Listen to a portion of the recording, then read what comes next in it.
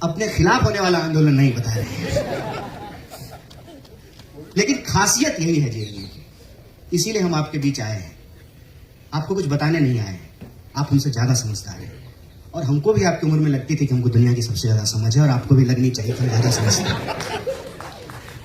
हम बस इस सॉलिडेरिटी मीटिंग में इसलिए आए हैं कि हमारे लिए कोई करके गया और आप अपनी आने वाली पीढ़ी के लिए कर रहे हैं। जेएनयू एक सिलसिला है। अगर हम समझते हैं कि जेएनयू एक विश्वविद्यालय है तो शायद हम जेएनयू को नहीं समझ पा रहे हैं। जेएनयू एक स्पिरिट है। जेएनयू नाउम्मीदी के इस दौर में एक उम्मीद है, इसलिए हम आपके बीच में आए। और इसमें कोई दो राय नहीं है कि आप जीत जाएंगे। ये जो चारों ऑफिस बेरर हैं हमारे कमरे, आप जीतेंगे। आप नहीं जीतेंगे, फिर जेएनयू जीतेगा। बस मैं आपसे 2-3 बात कहूंगा।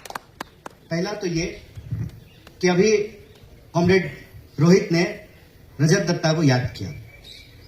हम लोग यूनिवर्सिटी हड़ताल किए थे और ये जो जेएनयू एडमिन के सामने टी पॉइंट है, वहां पे हमने उनकी गाड़ी रोक दी। सर दोपहरी में जो जा रहे थे, मस्ट भी डायबिटीज पेशेंट रहे होंगे, बहुत तेज उनको गुस्सा आया। बोले तुम लोग यूनिवर्सिटी क्यों बंद किए हो? बोले कि अपने अधिकार के लिए बंद किए हैं, पूरे एटीट्यूड में। बोले कि क्या क्या नाम है? बोले शौक से लिख लीजिए। वो सीधा वाइस चांसलर के पास गए, बाय नेम कंप्लेन कर दिया। सब जो है संगठन से 2-2 लोगों को फाइन हो गया। देखिए, समझदार वाइस चांसलर और मूर्ख वाइस चांसलर में क्या फर्क होता है, ये हम आपको बताते हैं। समझदार वाइस चांसलर जो है वो ये जानता है कि किसी भी स्थिति में भद हमारी पिटनी है, तो इज्जत बचा लेते हैं। उस वक्त के वाइस चांसलर बहुत समझदार थे। शिक्षक को समझाया, कंप्लेन किया, फाइन किया, और जब एडमिशन लेने के लिए दोबारा रजिस्ट्रेशन के लिए गए तो एडमिशन बोला कि फाइन दो। बोले फाइन तो नहीं देंगे, माफी मांग लेंगे। तो बताइए सावरकर और भगत सिंह में क्या फर्क रहेगा? इसीलिए हमने कहा कि जेएनयू एक सिलसिला का नाम है। तो जो है वाइस चांसलर, ठीक है, किसी को बताना मत, फाइन हम भर देते हैं। एक तो जो टीचर यहां साथ खड़े हैं, हमारी लड़ाई में हमेशा खड़े रहे, हम इनके खिलाफ भी लड़े हैं। दूसरा कि वही टीचर जिनके खिलाफ हम लड़ते हैं, जो हमको सिखाते हैं, वही सिखाते हैं कि लड़ो, सच के लिए लड़ो, न्याय के लिए लड़ो। और आजकल एक वर्ड बहुत मीडिया में चलता है ना, सनातन। क्या है सनातन? संघर्ष ही सनातन है। जब से यह सृष्टि बनी है, जब तक यह सृष्टि रहेगी, अगर कुछ सनातन है तो संघर्ष है। इसलिए संघर्ष करने से कभी मत घबराइएगा, चाहे उसका परिणाम कुछ भी हो। और जब हम जेल गए तो सबसे ज्यादा मुखर वॉइस के तौर पे अगर कोई लड़ रहा था तो रजत दत्ता लड़ रहे थे। यहां से हम उनको याद कर रहे हैं।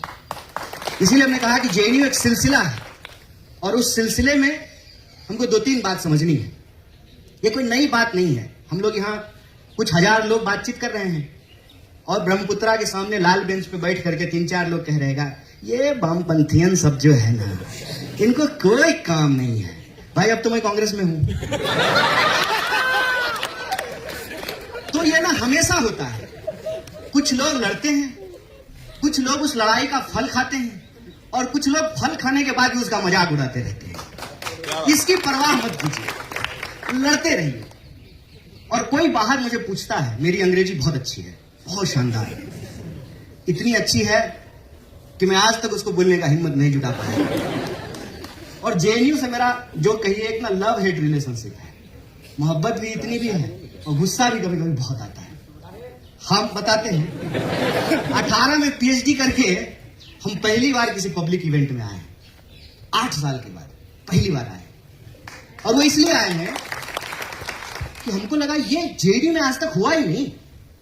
सरकार हमारे खिलाफ होती है, एडमिनिस्ट्रेशन का एक हिस्सा हमेशा स्टूडेंट मूवमेंट के साथ होता है, क्योंकि जेएनयू का एडमिनिस्ट्रेशन कोई बाहर से आकर के नहीं बनता है, जेएनयू के ही टीचर और जेएनयू के ही कर्मचारियों से बनता है। तो जब हम जेएनयू बोलते हैं तो सिर्फ विद्यार्थियों का नहीं, विद्यार्थियों का, कर्मचारियों का, शिक्षकों का, पेड़ों का, पौधों का, पहाड़ों का, लाइब्रेरी का, क्लासरूमों का जेएनयू है।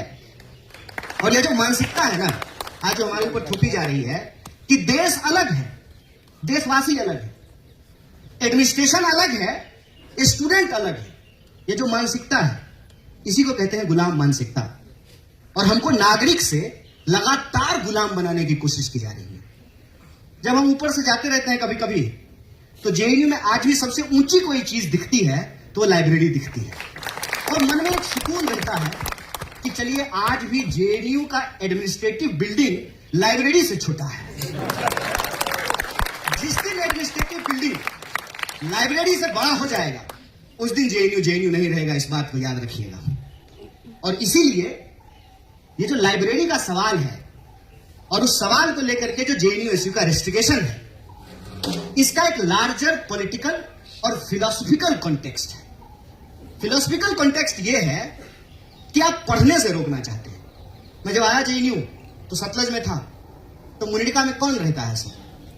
अगर आपको पैसा हो जाए, ईमानदारी से बोलिए, अगर आपको पैसा हो, सर अजय सर आप पसंद यार रहते हैं ना, कौन रहता है मुनिरका में? मुनिरका में वो रहता है जो बसंत कुंज का किराया नहीं दे सकता है। ये इसमें क्या झूठ है? जबरदस्ती का हम कोई नॉस्टैल्जिया नहीं ओढ़ना चाहते हैं। जबरदस्ती का जो है ना, हमको गरीबी का कहानी मत सुना। हम गरीब थे, अब नहीं है। तो ना जबरदस्ती का गरीबी ओढ़ने का बात नहीं है, सच्चाई की बात है। तो क्या देश सिर्फ एक तरह के लोगों का होगा कि सब लोगों का होगा? क्या यूनिवर्सिटी सिर्फ एक तरह के लोगों की होगी या सब तरह के लोगों की होगी? यही सवाल है। और देश मतलब क्या? हिमालय, समंदर, नदियां, या देश में रहने वाले लोग? ठीक उसी तरह से विश्वविद्यालय का मतलब क्या? सिर्फ वाइस चांसलर, एडमिनिस्ट्रेटिव बिल्डिंग, सड़कें? क्या जेएनयू में रहने वाले लोग, जेएनयू में रहने वाली वो तमाम चीजें? बाहर कोई पूछता है जेएनयू की याद आती है? हम बोले आती है, बिल्कुल आती है। जेएनयू नहीं होता तो हम नहीं होते। अब इसमें अच्छी बात भी है और बुरी बात भी है, इसीलिए हमने कहा कि लव हेट रिलेशनशिप है। तो बताया क्या खास है जेएनयू का? और ये मैं मेटाफोरिकल नहीं बोल रहा हूं, इसको मेटाफोरिकली मत समझिएगा। हमने कहा कि जेएनयू का मतलब यह है कि हमने अपनी आंखों से गिलहरी, कबूतर, बिल्ली और कुत्ता एक साथ खाना खाते हुए देखा। ये मैं मेटाफोरिकली नहीं बोल रहा। बिहार का एक सुदूर देहात का आदमी हिंदी भी जोड़ जोड़ करके बोलता है, हिंदी बोलते बोलते भोजपुरी बोलने लगता है। वो अंग्रेजी की पीएचडी स्कॉलर केरला की लड़की से शादी किया है। बताइए जेएनयू में ही संभव है? नहीं है। इश्क पे जो मैम ने जो है कविता कही,